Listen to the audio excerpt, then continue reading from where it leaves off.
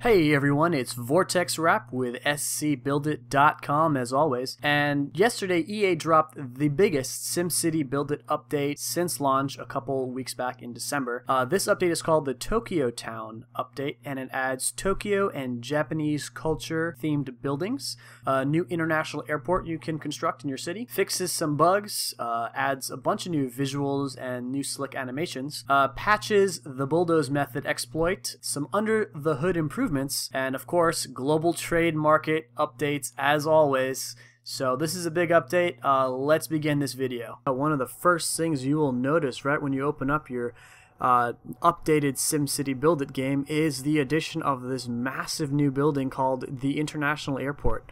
It's going to look a little different on your screens because I've actually already went ahead and purchased it, and it's actually almost finished now. It's being built currently. It's in the woods behind the VU disaster area and the trade HQ, connected to your city and highway system through an on-ramp at that intersection, as you can see. Clicking on this, as right now it's 11 hours left for construction on my screen. I will update and probably post a video with the new airport when it's completed in about 12 hours or so, and let you guys know. So that's one of the biggest changes. Second biggest change actually is back in your city area. If you go to your residential buildings drop down, you have the Tokyo Town Zone. This is new. I can't build it yet because it requires the international airport.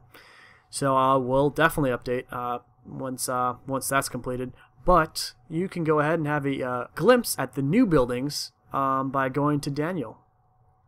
And let's loading up now. This is also a new change, the new loading screen and progress bar. And there you go. This is the new airport. Let's see what it's actually. Oh, can't click on it, unfortunately. But it's, airport, international airport. That's what it looks like completed. There's a nice little animation, the actual, plane getting ready to taxi and take off. Let's see if it does anything, or is it just does a loop.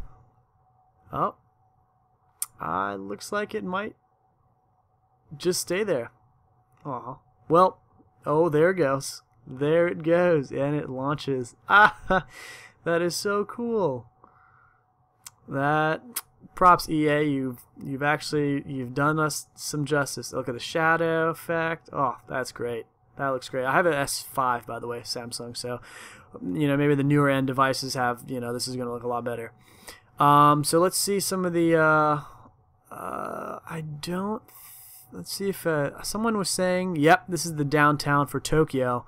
These are the I believe this is the new Tokyo buildings, so you can see the skyscrapers have a lot of billboards, so I'm assuming it's very urban and industrial, very similar. Yeah, I guess Tokyo is it's like that. I was actually thinking more of traditional. Oh, there we go. They're the traditional. How I would assume like a Japanese culture building would be. The kind of the dojo, very architecturally very unique. It's not just the standards buildings that are all over the world, whatnot. So yeah, so these are the new buildings you can actually once you unlock the international airport and you can build these new Tokyo towns. These are some of the updated architecture right there. Very snazzy. Alright, now this update affects the specializations aspect of SimCity BuildIt, and this has some repercussions toward the end game because this affects the population boost. So the areas that are affected are entertainment, we've got gambling, and we also have landmarks. Now those three before the update collectively could boost population by 100%, meaning each of them, if you add up the boosts together, the maximum they could get was 100%. You couldn't go over. That's unlike the transportation, education, as well as parks, which each could max out at 100%, which led all three of them together would be 300.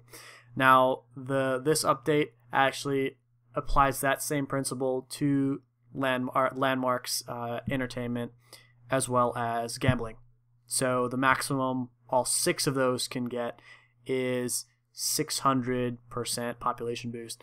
Sorry, these are kind of wonky numbers, it's kind of cumbersome, but hopefully, that actually will affect the population toward the end, with the 2.5 million guide. So hopefully Zegerman can go ahead and update that guide once they see the new changes. So this memory management improvement really affects Android and iOS, and when you swipe down from the notification on the top bar, you used to have to reload the game.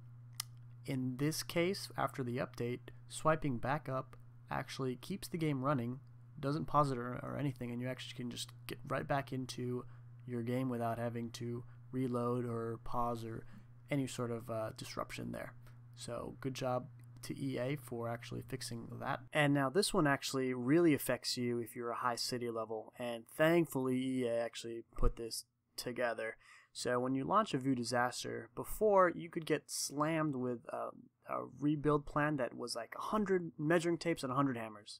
Now you can request new plans, just like any other building material or building plan. You can request if you don't like the materials. Thank you, EA. That actually will save a lot of headaches, and I really think that you actually listen to the community feedback on this one. So lastly, I'm gonna briefly talk about all the new visual updates that you might have already seen if you've been watching this video, but I'm just gonna touch all of them because I was actually going through and talking about other areas of improvement. So right off the bat, this is the new loading screen, new progress bar. You might have already seen it. So right when you open up your screen, the city screen, you'll see all the icons have been redone and updated. The colors are a little more muted. They're not as bright, but I think this is actually a good thing. I mean, so if you look at right now the helmets, they're not the bright yellow they used to be, so they're more of like a mustardy, darker yellow. Same thing with the green arrows for coins. That's not the lime green that we're used to.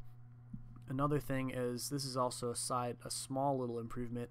The coins also now have green arrows, saying that you actually can contribute and finish the update that they're requesting, or the order. Let's move on. So there's new there's new animations as well for when you collect coins. There you go. Also for collecting items, just kind of shoots up there.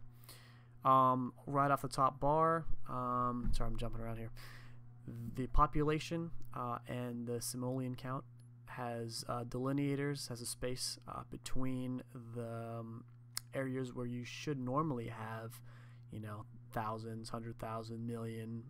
Those placeholders now have a space to properly, you actually see the difference between them. Another big animation is the cargo ship. Cargo ship screen has been completely redone. Yep. Even though it's a little glitchy, still working it out, I guess. But yep, that's the new. I'm trying to think of what else. Oh yes, last but not least, I will touch. The coverages have been redone. They actually look a lot clearer. They, it sits against your cityscape, more clearly and cleanly. You can see lines, and you can see exactly where you have coverage and where you do not, and that affects police, fire, all the coverage services. Oh, and while we're talking about it, a lot of the new menus now have a little red or a little blue X bottom right, where I can't remember how it was before, but now it's a little cleaner, a little easier exit. And that's in a nutshell the Tokyo Town update, brought to you by scbuildit.com, the best internet site for SimCity BuildIt guides, news, tips, tricks, updates. You name it, we've got it over at scbuildit.com. I welcome you guys to check it out. I will have another video up for you hopefully by tomorrow or the next day, kind of showing you what the airport can do and just general changes to the new Tokyo Town. I'll be playing this game a lot more now that this update's out.